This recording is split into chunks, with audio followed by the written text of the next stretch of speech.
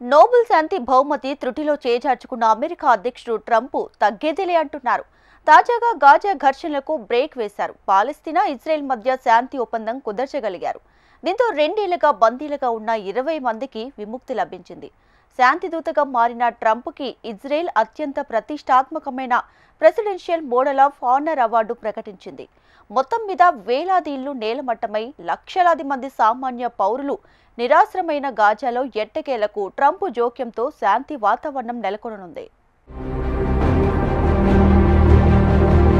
గాజాలో దాదాపు 2 ఏళ్లుగా కొనసాగిన ఘర్షణకు ముగింపు కార్డు పడింది. అమెరికా అధ్యక్షుడు ట్రంప్ జోక్యంతో శాంతి దిశగా కీలక అడుగులు పడటంతో అక్కడ యుద్ధ విమానాల హోరుకు ఇక ఫుల్ స్టాప్ పడనుంది.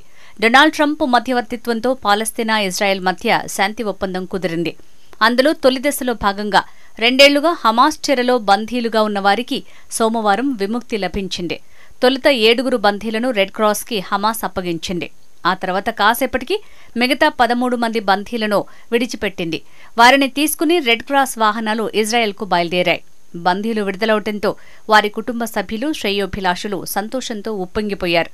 ఇక హమాస్ వద్ద ఉన్న 28 మంది ఇజ్రాయెల్ పౌరుల మృతదేహాలను కూడా త్వరలోనే అప్పగించనుంది. ఇందుకు ప్రతిగా ఇజ్రాయెల్ కూడా పాలస్తీనా ఖైదీలను విడుదల చేసింది. డొనాల్డ్ ట్రంప్ ప్రతిపాదించిన 20 సూత్రాల శాంతి ప్రణాళిక తొలి దశలో భాగంగా ఇజ్రాయెల్, హమాస్ ఇటీవల కాల్పుల విరమణకు అంగీకరించాయి. ఈ ఒప్పందం కింద తమ వద్ద ఉన్న 48 మంది బందీలను హమాస్ విడిచిపెట్టనుంది. అయితే ఇందులో 20 మందే సజీవంగా ఉన్నారు. వీరిని గాజాలో 3 ప్రాంతాల్లో హమాస్ విడుదల చేసింది. ఇందుకు ప్రతిగా 2000 మందికి పైగా పాలస్తీనా ఖైదీలను విడుదల చేసేందుకు ఇజ్రాయెల్ అంగీకరించింది.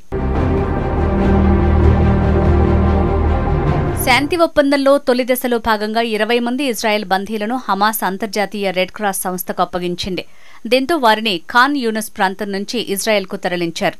తొలుత విడుదలైన 7 బందీలు గాలీ, జివ్ బిర్మాన్, మతన్ అంగ్రెస్ట్, అలాన్ వోహెల్, ఓమ్రీ మిరాన్, ఇతాన్ మూర్, గై గుల్బోవా డల్లాల్గా అధికారులు తెలిపారు.